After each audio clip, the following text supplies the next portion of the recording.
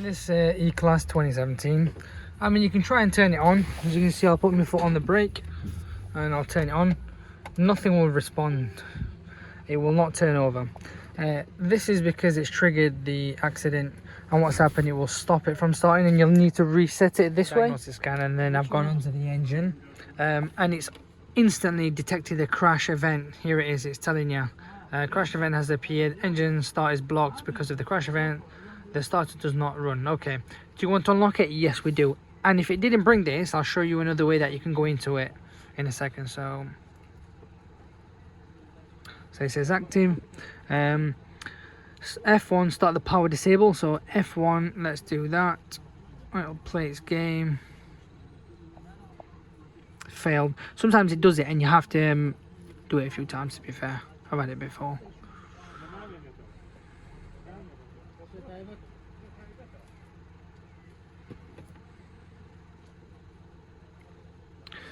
So do you want to repeat the procedure? Let's just say no. Sometimes it could be fun. Let's turn it on, see if it does. No, there it is. It's now cranking over. Funnily, it says failed, but it's actually done it. Bizarre. That's Autel for you there. So what we'll do, we'll connect another battery up, as you can see. Let's have that. It's a bit dead. So yeah, we'll connect another battery up to it and see how it works. So if it didn't bring it up like that, once you're in the engine control module, you go into the teaching. Let's have a look. Teaching process, and then on here, let's have a look. Reset teaching the components. Here it is. Enable of engine start after a crash event. So we'll go into that. It's already reset it, even though it says failed. But hey-o. Active. There you go. We're on the same page as we were earlier. So F1. It's a bit slow.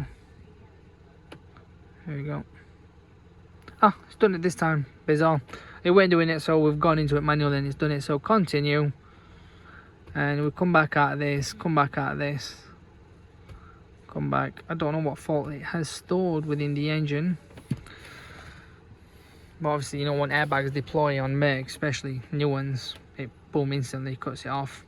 Which is a very clever idea. It stops it from like overspill of like fuel, engine running. It'll cause all sorts really. It's just for like fire and safety reasons. So we'll just go into the engine. So as you can see, it's detected that. That's what it says. I'm not bothered about that. That's current and stored. For these, it will have also said current and stored, which you can't delete. But now that you've reset that, it now says stored, and I can happily clear it with no issues. Let's have a look. Let it clear. There you go. You're only left with the airbag, so it's no problem. So here we are.